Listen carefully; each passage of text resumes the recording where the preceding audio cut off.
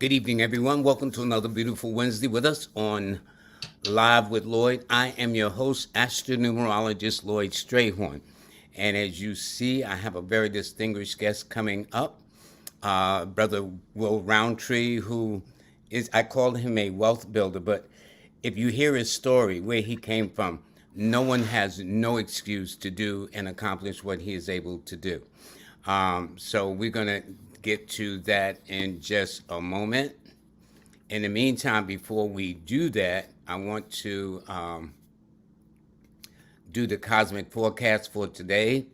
Um, and for those of you, please like, share, and subscribe. I try to remember those things, but it's important that you do like, share, and subscribe if you feel the show is worth it, if you enjoy and let people know about it. This is Wednesday, November the 16th. The moon is in Scorpio. And at 4 minutes after 8, after the show is over, it will go into the sign of Virgo.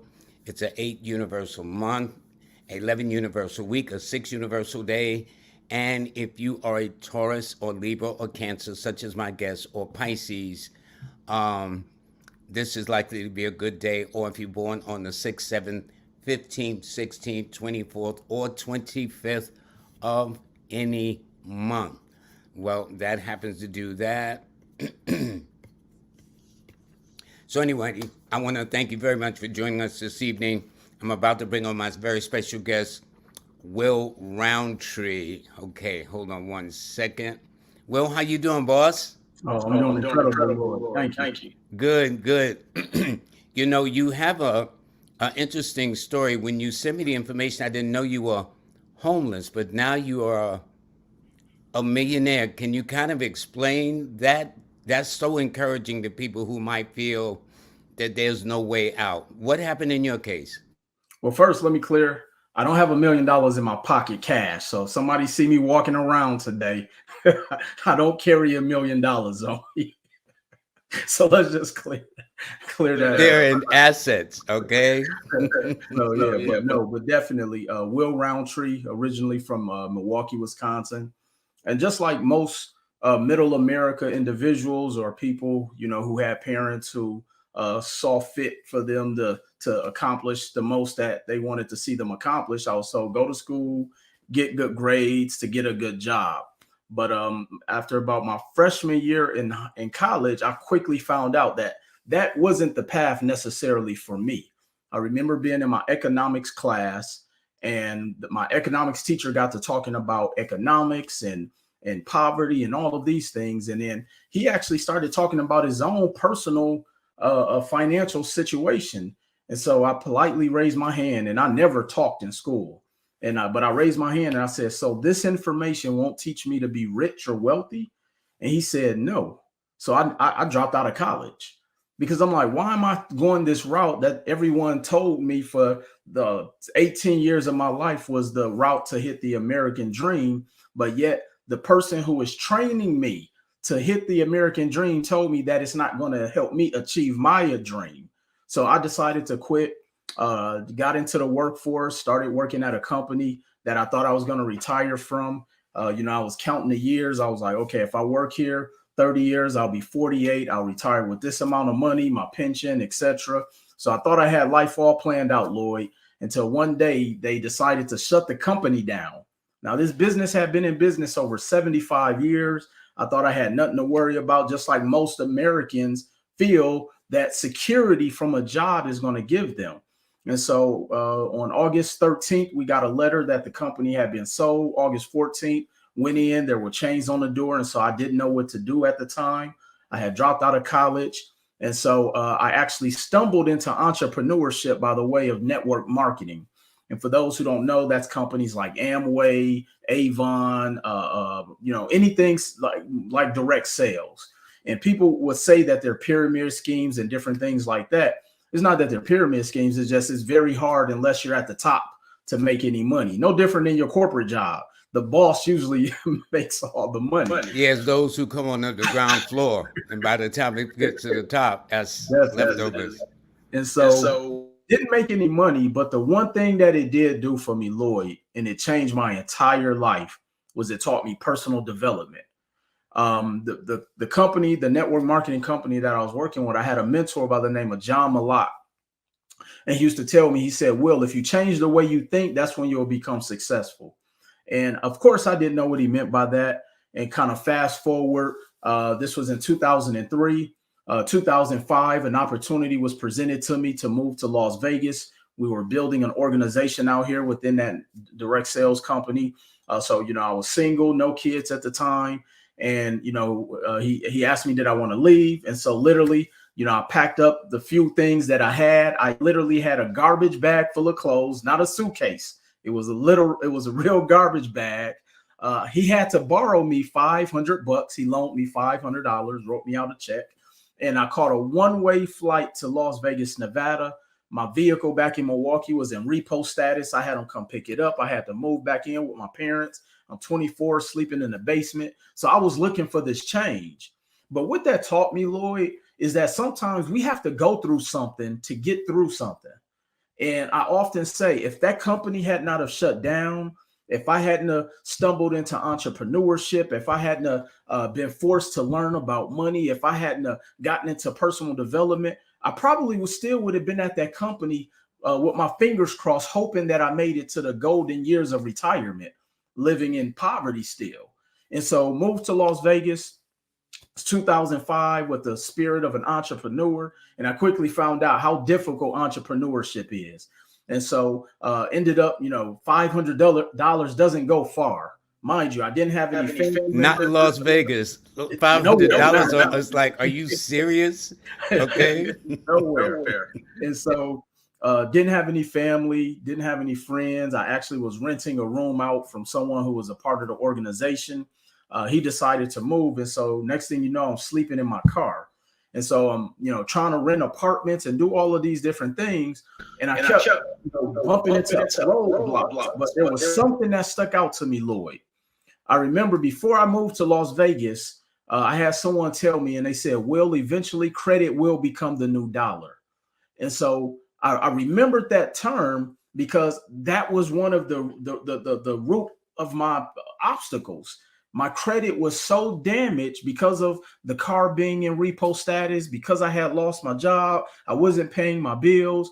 And so when I moved, because, a lot of times we as people, we move to run away from our problems, but we never cleared up everything behind us that's eventually going to catch up. And so I've been cleaning my credit and it caught up with me. And so I decided to kind of go on this quest to learn as much as I could about credit, because here's the thing, and especially in the Black community, we've always been taught that credit is negative.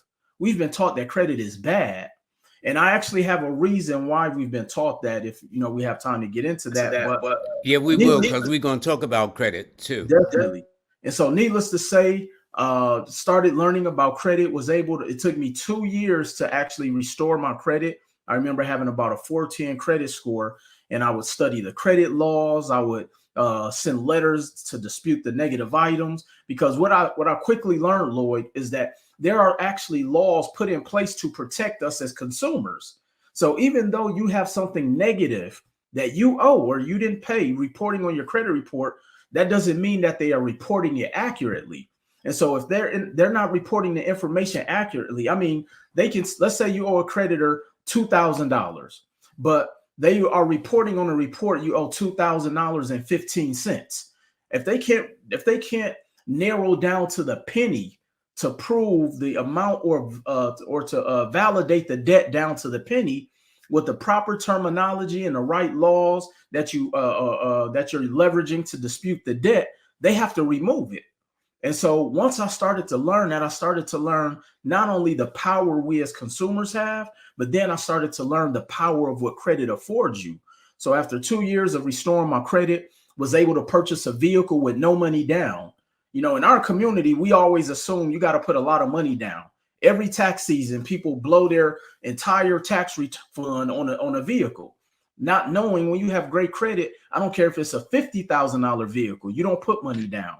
And then in 2013, I was able to purchase my first home.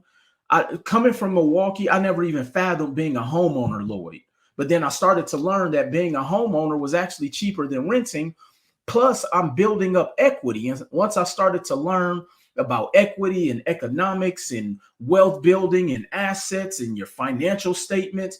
I was completely sold. I bought in. And so I say, I want to be able to share this information. And I started off just speaking at libraries and workshops and home buying seminars for free. And, you know, if we fast forward to 2022, that's literally the Cliff Notes version of how I got to where I am. So I always say it was by accident, but it was a part of my design. You know, what's interesting, not too long ago, I had a financial advisor on, and the first thing that came out of her mouth, she says, well, you adults need to stop using your children's credit score to get electricity. Con Edison, that's what they call it here. I don't know what they call it in Las Vegas, but our electricity system is called Con Edison. All Right, right. right. And I did not realize, at least because I don't remember going through that. I did not know that nowadays, at least here in New York City, that for a person to get even Con Edison's for electric and gas, your credit score has to be decent, has to be reasonable. Yeah, a lot of companies are starting to pull your credit. I mean, a lot of people may not know this, Lloyd. Insurance companies run your credit score. Employers run your credit. Banks are now running your credit for bank accounts. So it's starting to literally be, I call it our financial DNA. And that 3-digit number literally can make life extremely difficult for you because, as I often say, bad credit is expensive, or it can assist you with your life because now you always are able to position yourself, one, to get cheaper money, and then two, and this is what I tell people. If we really understood the purpose of what credit was for, we would value it a lot more, especially in our communities. See, credit was really a system that was created to create wealth. Every single wealthy individual uses credit. Every single, top Fortune 500 company leverages credit. Elon Musk leveraged credit to purchase Twitter. And so we have this thing in finance or in business and entrepreneurship, we say success leaves clues. So if we have all of these clues of success, why is it that we have such a negative stigma about credit in the Black community? And that is because it was designed that way. If because they knew if we got a hold of this information and actually implemented and executed the strategies, as opposed to looking at credit from a consumer standpoint, we would thrive and we would close the wealth gap. So credit is so much bigger than getting a car, getting a credit card, buying a home. Credit creates wealth. But because we don't understand these concepts, Lloyd, it's made it extremely difficult. And now we have to change and reprogram over 400 years of us looking at credit as debt. Well, you know what that is? This is a very timely conversation that you'll hear because the way it's going now, the emphasis is beginning to point toward your credit score. And there was a point I couldn't care what my credit score was. I mean, I didn't see any, so what if it's like 300? So what if it's like, not knowing? Because one thing you said earlier is that you get, with good credit, you get cheaper money. What do you mean? I'm glad you pointed that out. So think about, as a consumer, if you want to buy a vehicle, if you want to buy a house, if you want to put your kids through college, most people are going to borrow money from the bank. You go to the dealership, and we'll just say purchasing a vehicle. That's something everybody at some point has done or has to do. Okay. So now, if you go to a dealership and you have bad credit, first of all, let's say the vehicle is $25,000. They're going to ask you to put down maybe $5,000 to $7,000 down. They may let you put down $1,000 or $3,000, but nevertheless, you still have to come out of pocket. So not only do you have to come out of pocket, which that money doesn't even go to the purchase price of the vehicle.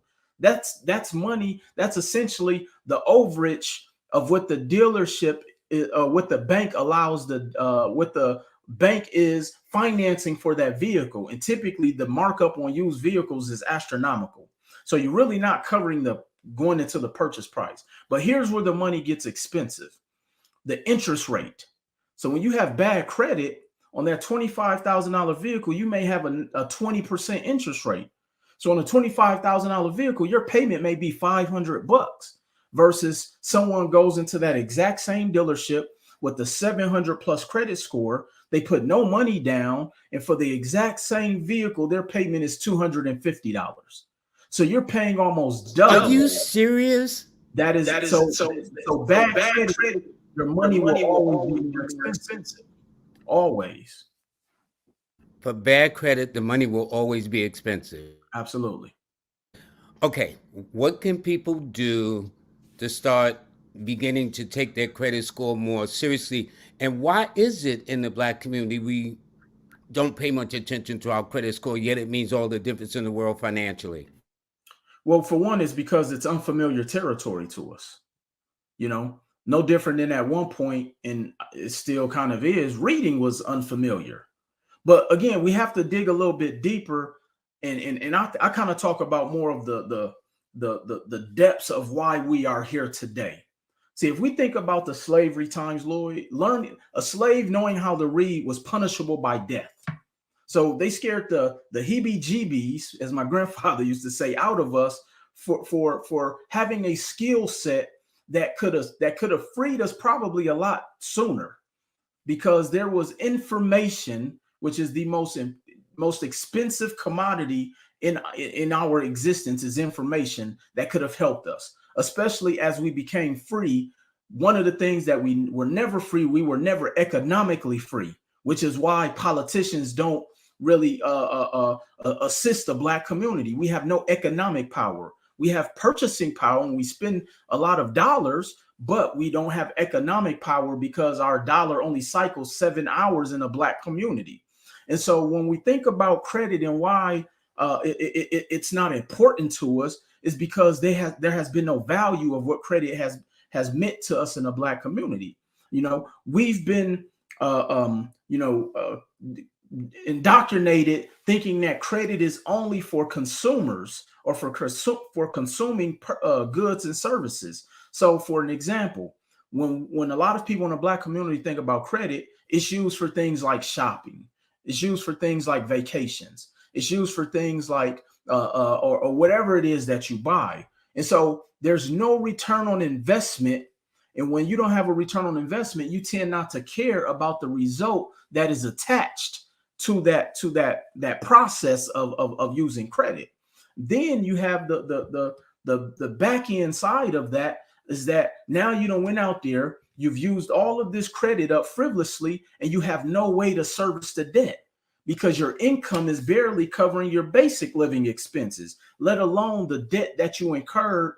Because when we spend money on credit, because it doesn't feel like real money, we frivolously go through it. And then here's another point to that, Lloyd. Most people don't even know what their basic income and expenses are, let alone how to manage additional debt. Here's what I mean. If you make $50,000 a year, you don't bring that home. But most people try to live off of $50,000. There's something called your gross and your net income.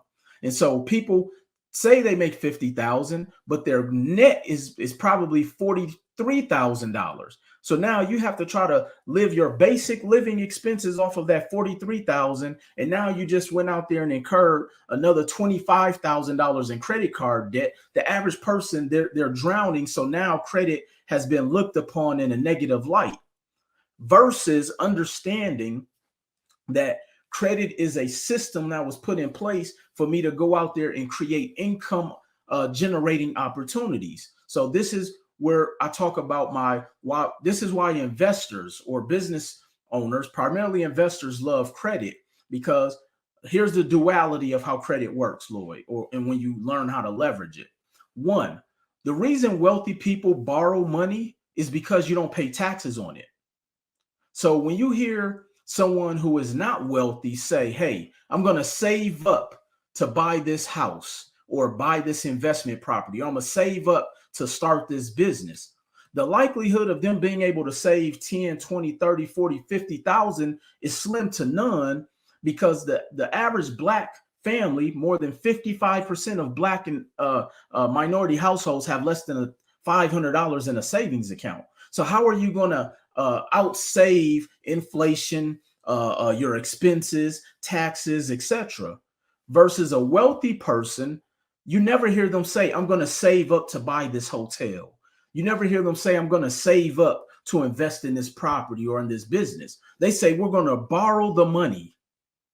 And they borrow the money because, one, it's tax-free.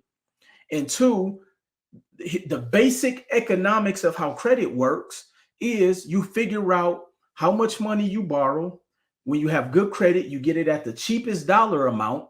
You figure out how much it's going to cost you to service the debt, meaning how much it costs to pay it back. And then I go find an opportunity, such as a business, a piece of real estate, a piece of art, something that's going to pay me continuously, that's going to service the debt on the credit and put a return on investment in my pocket. And all of that can be done tax-free because you don't pay taxes on debt. But none of this can be even fathomable for the average person if they don't understand the basics of what credit and the power of what having good credit can do for you. Question: regardless of ethnic groups, what is the average credit score in this country? So I can tell you the average credit score in a Black community is about a 612. Across the board, you're looking at probably about a 640 to about a 660 credit score. Would these be considered average, poor, bad, average, above average? And what is above average? Anything below a 700 is below average and bad. So even at a 612, that's considered bad credit. A 680 is considered fair. So you have a great majority of the population that's at fair or below. That's interesting. I would think it would be just the reverse, but nonetheless, and that's average, Black, white, or indifferent. Yes. Well, how can a person that's don't have the best credit numbers in the world, how can they begin to start getting on track? So the first thing I'm always going to recommend is that they have a different perspective of credit. Here's why I say that's important. If you don't care about your credit, you're not going to do what's necessary. And so after you mentally change your thought process of the importance in understanding credit, then I always tell people you want to go and pull your credit reports and monitor them regularly. Now, people often say, Will, do I have to pay for it? And I'm like, if you want access to all three, yes, you do. But then people have come back and said, well, I can get a free one once a year for free. And I'm like, yeah, and you get what you pay for. So let's just say you only relied on the free one once a year, Lloyd. And here's the thing nobody ever accounts for. I often say, always account for unvariable change, things that you have no control over. So let's say you pull your free report every January. But then every single year, we seem to deal with something called data breaches, where companies mysteriously lose our information or their systems get breached. So our information is out there for sale on the underground market all the time. And so let's say you pull your free report in January, you decide you want to buy a house or a car or apply for student loan aid for your kids, and in June, and you get denied, but you find out that your credit was ruined between January and June because you never took a look at it. So I tell people, you want to invest the $27, $30 a month to pull their reports where you can monitor it. Anything that goes up or down, if something lands on your credit, if someone pulls your credit, you're going to get an alert. Now, people may say, well, Will, $30 a month is expensive. And then the first thing I always ask is, how much do you pay for television? Our cable bills are more than $30 a month. We're paying more than $30 a month for streaming services. We're paying more than $30 a month for Starbucks runs, happy hour, So we have to. That's why I say we got to start changing how we look and view credit and stop looking at it as it's a luxury. No, your credit is now a necessity. You have to make sure that your credit stays in the best position. So once you monitor your credit, then you need to know what to look for. And so let me give people what the 5 components of what makes up a credit score. So you have what is called 35% of your score is based upon payment history. This means you want to make your payments on time. The payment history portion, because it's the largest component of what makes up a score, if you get one late payment, your score can drop as much as 150 points. So you want to ensure that you are making all your payments on time. And because if you don't have access to your reports, I've seen people, they don't even know all of the bills that they have. Just like I alluded to earlier, most people don't know their expenses and income. So 35% of your score is your payment history.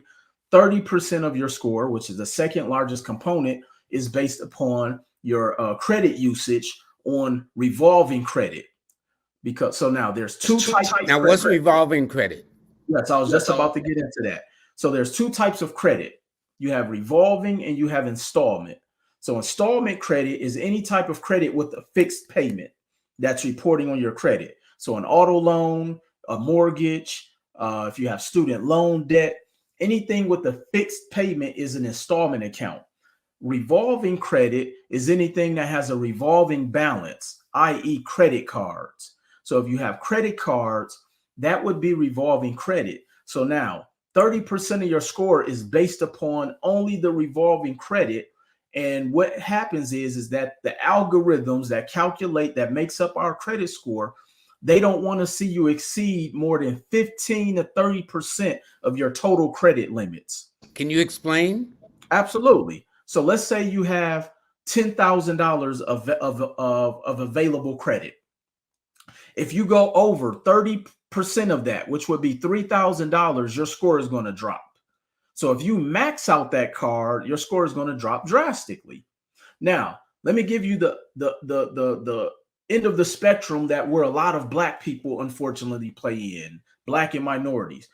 Because we don't believe in credit cards, we have low limit credit cards. So you may have a $300 credit card, and let's say, which means 30% of $300 is $90. So if you use your $300 credit card for $200, your score has dropped.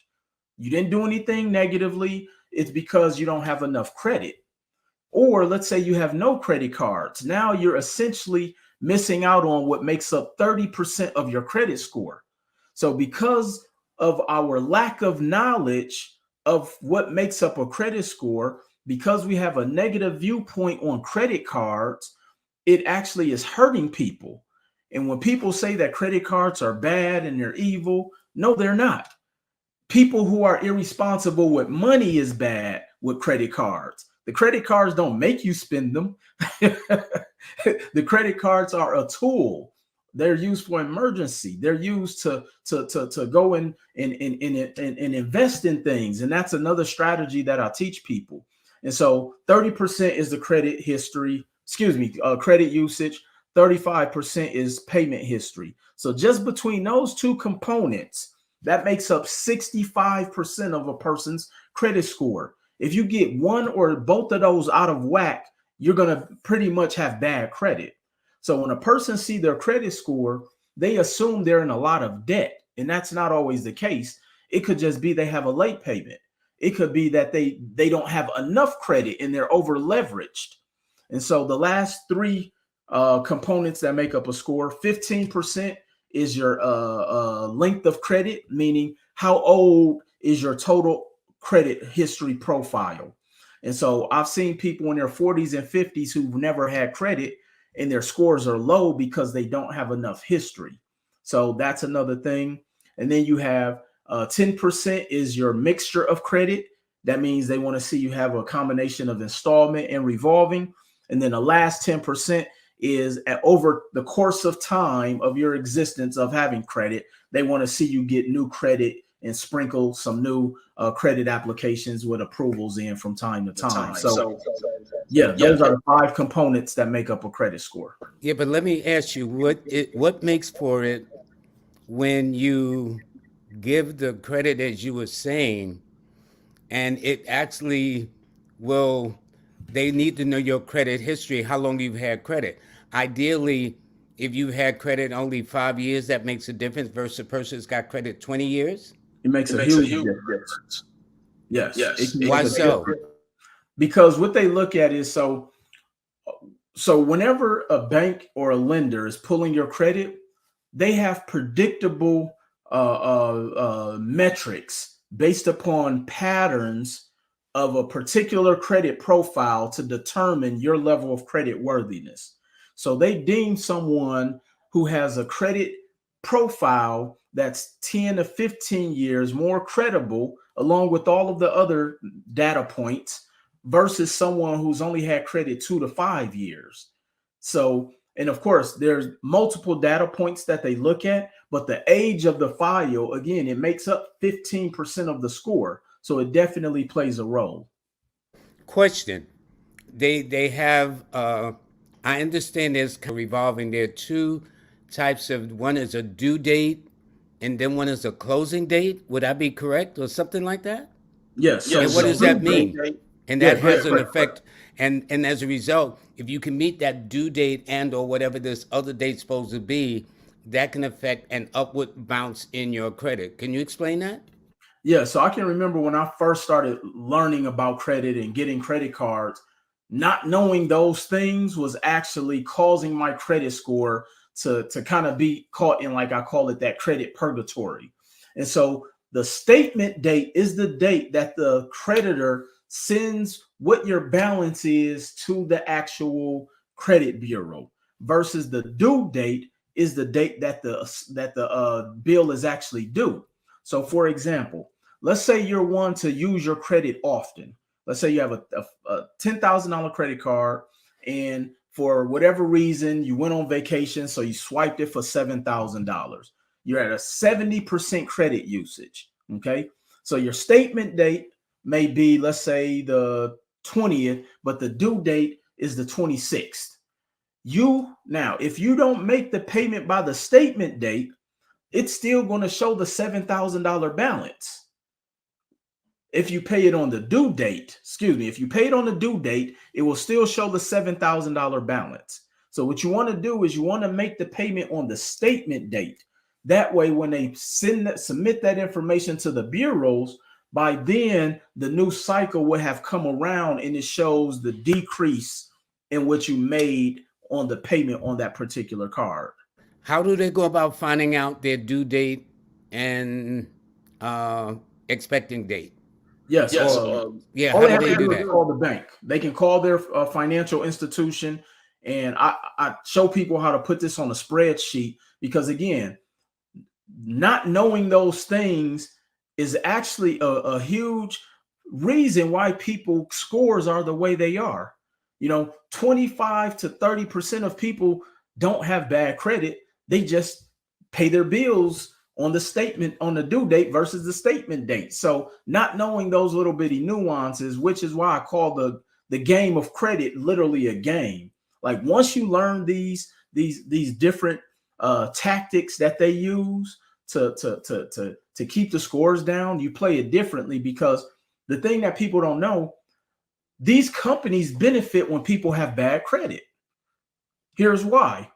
The three major credit bureaus, Experian or credit reporting agencies, Experian, Equifax, and TransUnion, they make money by selling our information. And when people have bad credit, they make more money because they're selling them to predatory lending institutions.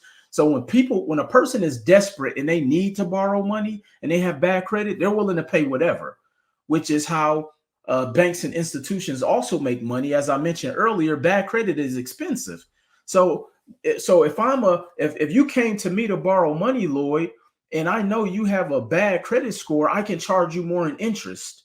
So I'm going to make more money with you versus someone with the 700 plus credit score. So not knowing these things has a drastic impact on our community or just people in general. Another thing is, let's say you are going into a store, department store, and you're applying for a credit card, and then about a month later, your credit score drops. Because I know you said every now and then you should sprinkle it by adding a new credit card, but what affects it where you can do it, and yet when you come back and look, your credit score don't drop because you applied for an Old Navy or whatever the case may be. Yeah. Well, first of all, I tell people don't even apply for store department cards. That's the first mistake.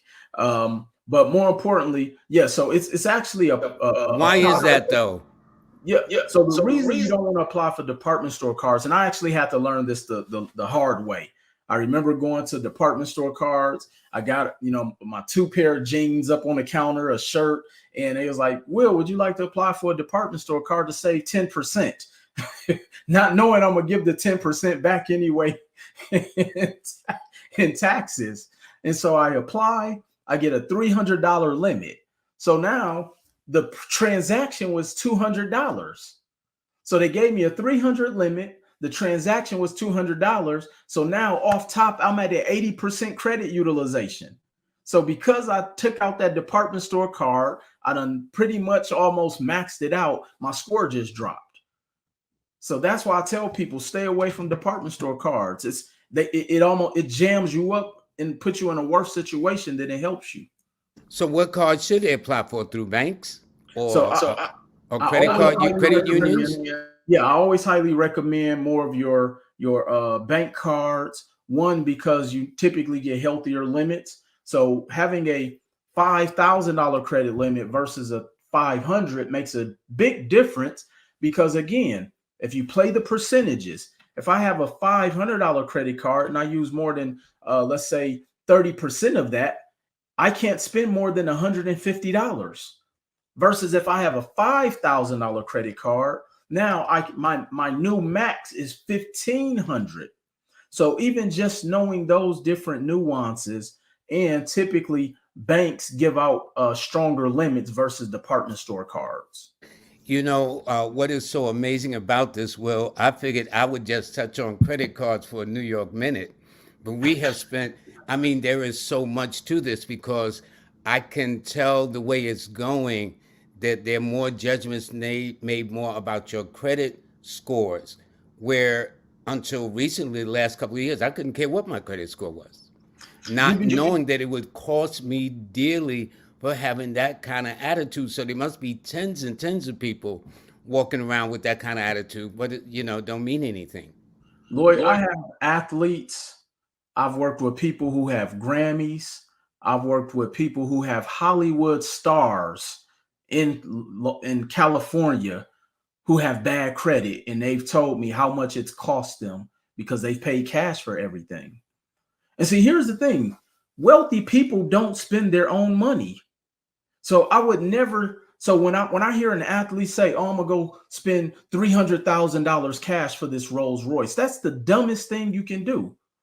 Because here's the thing: why would I tie up $300,000 for a depreciating asset, which is a vehicle, when I can take that $300,000, park it into an income producing asset that's going to make me an additional $1,500 a month, which is over $17,000 a year.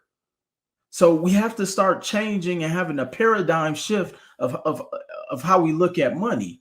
And as I start getting in these rooms, and I'm speaking to athletes, and I'm speaking to entertainers, I'm speaking to new businessmen and women and new entrepreneurs, and I'm giving them a different mindset of how to look at this. Because here's the thing, and I tell people, these are all just concepts that they have not taught us. See, people don't understand that a concept, when you break the word concept down, meaning concrete, that means it's something solid. When you follow these concepts and become disciplined within these concepts, it's impossible not to evolve or elevate. This is why you have so many athletes 2-3 years being removed from their sport. They're bankrupt. Why you have lottery winners who are in worse financial positions than when they won the lottery. Yeah, that's what I found so amazing, to hear about athletes that are getting paid into the millions of dollars, and now they're practically broke. Or, like you're saying, a lottery winners, especially, will win millions of dollars, and within 5 or 6 years, they're almost like looking for a job, setting up an interview. Broke or bankrupt. And that's because the whole paying cash for everything. You know, they one of my favorite rap groups from Staten Island, New York, cash rules everything around me, cream. No, we got to start learning that credit is how you prosper.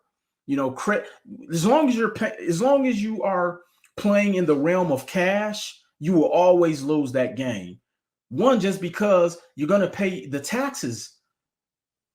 Wealthy people leverage credit because you don't pay taxes on it. It's not earned income. Again, these are all concepts that unfortunately we're not being taught, which is why I've made it my mission to travel this country and teach these concepts. And I've been doing this going on 6 years, literally doing it out of my own pocket, leveraging my credit, may I add. And I'm going into these different communities and different organizations. I'm speaking to the youth. I'm working with different organizations. I'm speaking in barbershops across the country. I'm speaking in colleges and universities, and I'm really helping change the landscape of something that sounds so complex, but it's really simple. It's just that we haven't been taught the simplicity of these concepts when it comes to credit and money. So you're saying actually, if you can borrow money, you're not taxed on it. Absolutely. But if you spend cash, you're taxed on the cash you spend. Yeah, because where did the cash come from? It came from usually income. You're taxed on the income.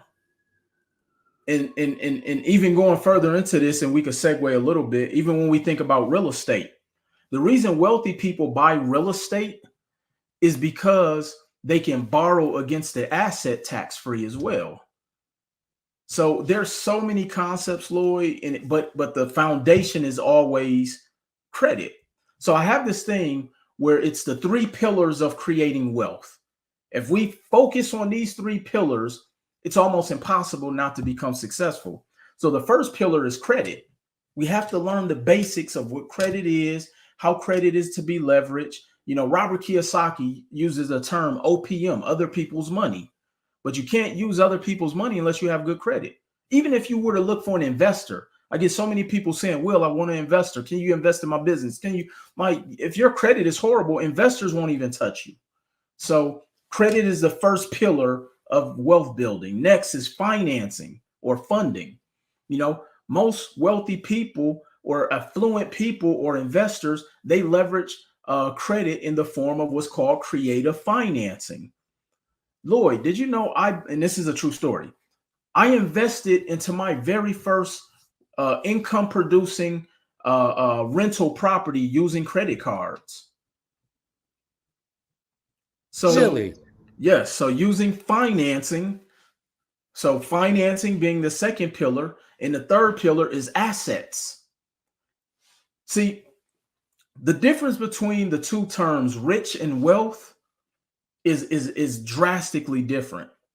So when I'm talking to people, I'm often telling them the most dangerous place to be financially are people who make between 75 to about 100 to 50,000 a year. Why? Because they're comfortable. They feel rich. But here's the thing. Most people in that income bracket are really poor. Just because you make over 6 figures doesn't mean you can take off work for a month. Your money is only produced based upon you producing. Most people in that income bracket don't even have 90 days worth of an emergency fund. So rich just means that you make enough money to be able to support your lifestyle. But wealth is a completely different ball game, Lloyd, because when you're wealthy, you make money in spite of you. Wealth has nothing to do with the actual dollar amount. Wealth is accumulated through assets.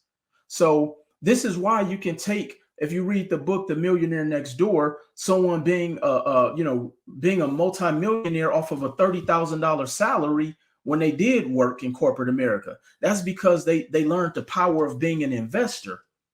So if I'm going to invest, and this is why you also have wealthy people who have more money in their net worth within investments versus actual cash. So for people who are rich, yeah, you may have 100,000 in the bank, but did you know that in the next about a year, 2024, your money will be worth 50% less than what it's worth today. So if you have $100,000 in the bank today, by 2024, it'll be worth 50,000.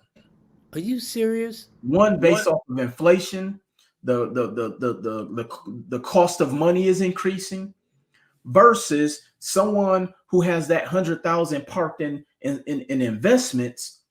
See, when you have investments, there's something called appreciation, meaning when you first buy an investment, and let's say you buy it for 100 grand, over the course of each year, the balance of what is owed on that investment decreases because you're making payments to it. But then what happens is the value is increasing. So for a wealthy person, instead of working for money, they borrow against the asset. And they can borrow against the asset because it's tax-free. And let's say this was real estate. My tenants pay the debt on that. So when you learn the three pillars of building wealth, when you learn the power of investing into assets instead of working for money, you will never work for money a day in your life again, ever. And what were those three pillars again for people who may have missed it? You have credit, you have financing or funding, and then you have assets. What's the idea, since we're speaking of credit, since that's obviously a major barometer coming into these three pillars, what is the ideal, say, credit score? 720, 750? What's the highest you can get? Can you go as far as 800 on a credit score? So great question. So 850 is about the climax of where the peak of where your credit score is at. Anything about a 720 and higher, you're in good territory. I often also tell people there's no difference from a 720 and an 820. It doesn't get you any more money. The 800s is really all aesthetics. I mean, when I got an 800, I made sure I was showing off to everybody. It's like, look, I worked hard for this. And so no question. 800 is all aesthetics. That's very, very interesting. For a person who says, well, where do I start? Or do I have to pay a consultant? Because I know one time there used to be, especially in our communities, they've got people, you call them and they'll get your credit score straight. Are they valuable, or are some of them frauds, or whatever the case is? Are there some things you have to be careful of in that case? Absolutely. I can remember when I first got into this space back around 2008, being a credit educator, I used to whisper to people and tell them I was helping people with credit because it was such a taboo. Now you turn on the internet at any given time, everybody is a credit expert or a credit specialist. And so to your question, are there bad people? Yes. Just like there's bad mechanics, there's there's bad waiters and waitresses, all of that. You just have to find the company that fits what it is you're looking for. Find someone who's credible. I know I myself, I'm FICO certified, which means I actually studied this information. I've been in this space for over 10 plus years. And I don't really consider myself a credit specialist, more of like a credit educator, if we're going to look in that realm, because my focus is more educating people on credit. We do happen to have a part of my company where we also will do the done for you portion of it, where we, have an entire in-house team. I have in-house counsel where we leverage the laws. All of our letters are attorney drafted letters where we go in and we dispute the debt on your behalf to dispute the validity of it. Now, you do have to be careful because there's a lot of people that unfortunately use this space as a money grab. And so you want to make sure you do your due diligence, just like in everything. Use your level of discernment. And like I say, find companies that care more about you than just getting the money from you. And that's one of the reasons I do it more from an education standpoint. Matter of fact, when you sign up with us, the fee really is more for the education and the resources we give you. The disputing is free. And the reason I decided to do it that way with my company is because 60% of people who normally restore their credit end up back in that same situation with bad credit again, because they didn't know what caused their bad credit. They don't know how to maintain it. So we actually teach all of those things. I host a monthly call every month where I have people who are a part of that credit coaching program where they can hop on.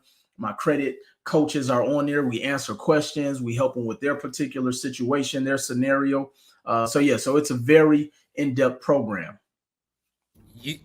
What you're saying is your company actually offers this program for Absolutely. people that want to get off to a good start in a legitimate way.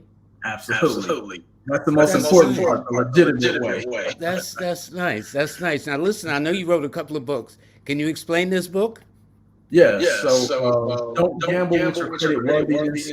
It really was an ebook that I put together to give people some basic bullet points of understanding credit. I have some dispute letters in there. And I think I put it together around 2014. So didn't really put much thought in it. I just kind of put that out there because I had clients who I couldn't necessarily help or couldn't necessarily afford my services at the time. So this was something that they were able to utilize that was able to help them do the basics of their credit navigation. And this book? This Credit is King, Transforming Your Royalty. Transforming Your Credit to Royalty. This is my first actual public book. I think to date we maybe sold almost 50,000 copies. Wrote it in 2016, and I think it's more like a manual. Wrote it from an 8th grade perspective, so literally I give this book away to middle school and high school students. I have an actual workbook. Literally any and everything you want to know about the basics of credit, how to maintain it, where you can go and pull your credit from, how to deal with collection agents, and I even have a glossary at the back of the book. And I even teach you how to build your teenage children's credit in that book as well, too. How come do you think they don't teach these things in the educational system across this country? I mean, if you think about the educational system, they don't teach us about money. They don't teach you That's how to. That's what I'm saying. Why? And that's very important because we spend it. So if they taught us about these things, Lloyd, who would work at the coffee shops? So they often say there's a difference between schooling and education. See, they want to school us, but they don't educate us. I'm teaching my son how to. I'm educating my son on money, on credit, how to invest, how to critically think, economics. They don't teach us this stuff by design. It's same reason learning how to read was punishable by death. The same reason why credit has been taboo in our community, because all of these things are the Da Vinci Code to creating happiness. Come on, Lloyd, they can't have a bunch of people walking around here happy every day. Silly me.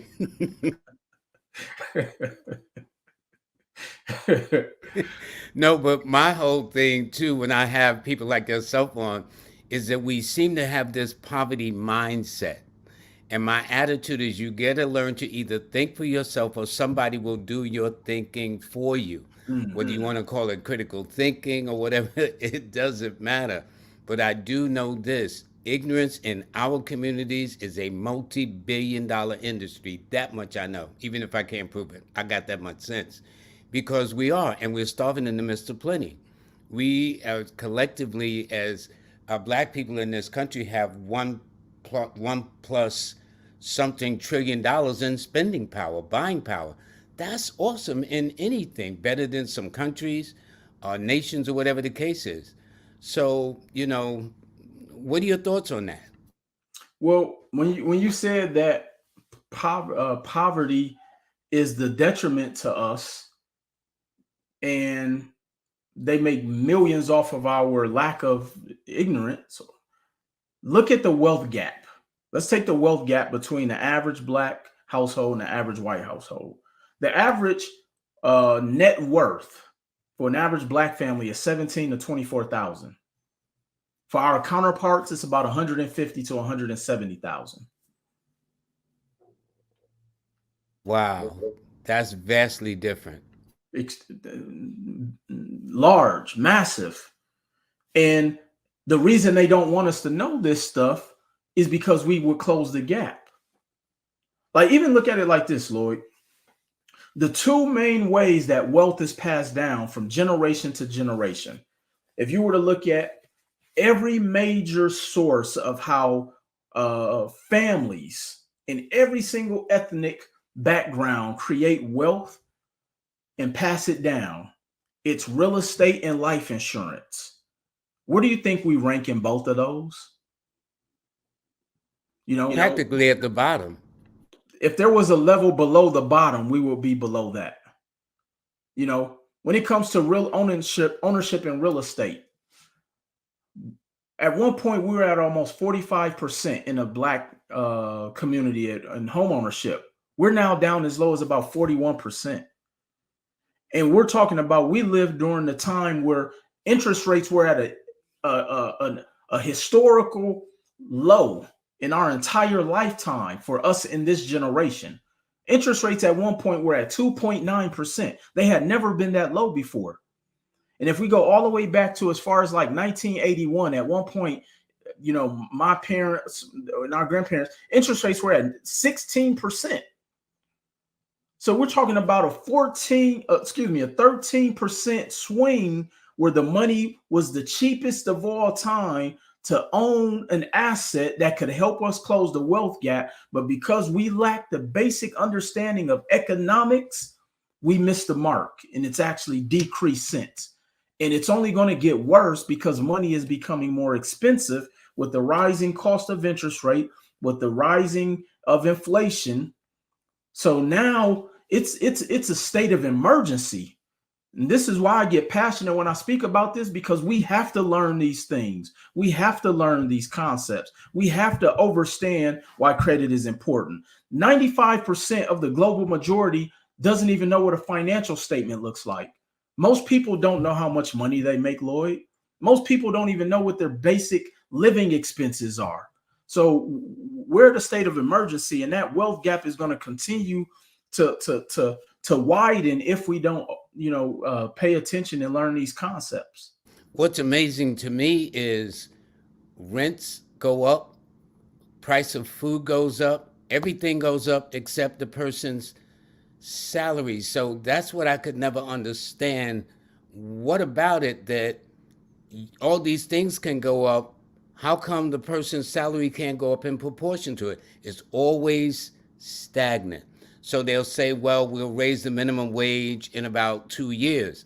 Well, if the minimum wage is raised in 2 years, do you think the price of milk is still going to be the same? Eggs, bread, rent, every other thing?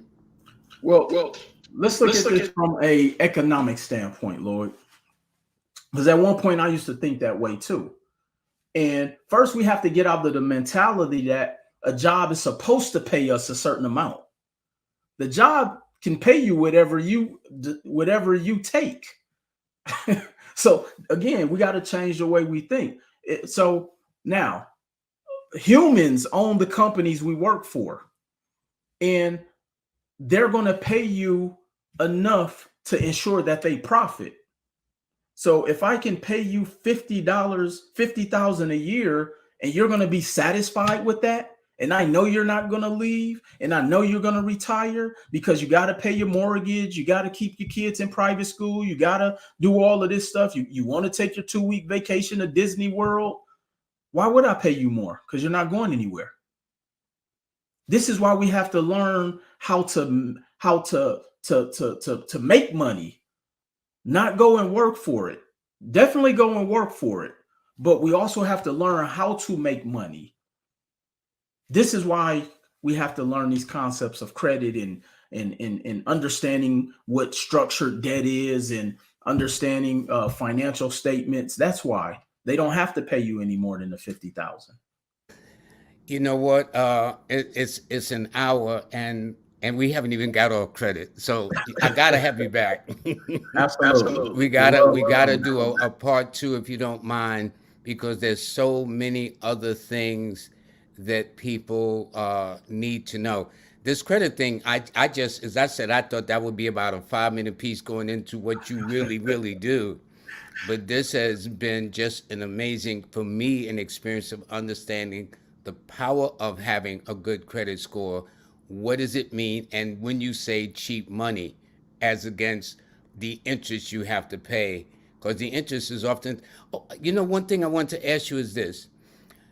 Cars, when you bought cars, the payment notes used to be 3 years. Now, on average, there are 6 years, which is double. Do you know why that is? Because they are making money off the ignorance of people who don't know any better. If I stretch this out 6 years, they have banks that go 10 years, Lloyd. If I can stretch this out 6 years, you're gonna pay me more in interest. And because you have bad credit and you want to be at a certain payment, I can stretch it out 6 years. You're paying 20% interest rate. You don't care. I'm making That's money off of your ignorance. that's deep. So ignorance is a multi-billion-dollar industry. Absolutely. Yeah, yeah. Hold on. Let me. I gotta. For those of you who want to sign up for his services, he is known as the full-time CEO. I guess that's because you work night and day and in between, right, CEO? CEO is really more of a mindset, but yeah, I do enjoy work. Good. Let me see. So what happens is his website is wemanagementservices.com. His IG is Mr. Will Roundtree. His Facebook is Mr. Roundtree. His LinkedIn is also Will Roundtree. And he has a Spotify podcast, Full Time CEO. What days and time does your podcast come on? So we post a new episode every Sunday. So every Sunday they can expect a new episode. Oh, can they tune in live? I pre-tape them because I film multiple ones in one day. Being a CEO, you gotta learn how to maximize your time. So Okay, and his number to contact him, his office is 702-330-3278. So over and above, obviously, real estate and other aspects of business life, for those of you who have never understood credit, how to really get themselves in credit, can they go to wemanagementservices.com or contact your office number 702-330-3278 to do so? absolutely, Lloyd. I mean, we even have a ton of digital programs as low as I believe $10 that give people basic knowledge, basic information. I have ebooks, I have digital courses. Of course, on my social media, I'm always going live. I have over 200 plus videos on YouTube. 2 of them went viral. One of my videos on YouTube, how to get the perfect credit score. And my second viral video was why you should not pay your collection accounts. Just by watching those, I promise you'll pretty much have a bachelor's degree in understanding credit. Now, what are the names of those segments? So on YouTube, you can search how to get the perfect credit score. And the second video is why you should not pay your collection accounts. Do you have a YouTube channel? I don't have it on here. Yes, it's a Will Roundtree. Yes, I mean, yeah, they can pretty much Google me and all that's gonna come up as well. So definitely. Especially with collection agencies, they are making a ton of money. I mean, hand over fist and playing on a person's ignorance, not knowing what they should do, what questions they should ask. Because a lot of times that debt will be resold and resold as long as they're collecting monies off of you and you responding. So everybody's in business to make money, man. But like, wow, what a price, though. Well, everybody except us. And now I'm trying to show people how to reverse engineer that. So they're making money off our ignorance. Yeah, well, I think we need to kind of like bring that to a close, like big time, really. Will, I can't thank you enough. I swear I'm going to try to talk about something else other than credit. But I do know that there's this talk now that everything is going to be predicated upon your credit score. And I know for the longest, I didn't care what my credit score was because it was no big deal. Not Definitely. understanding the economic consequences, really, really, really. So this in of itself was an education. So Will, God bless you.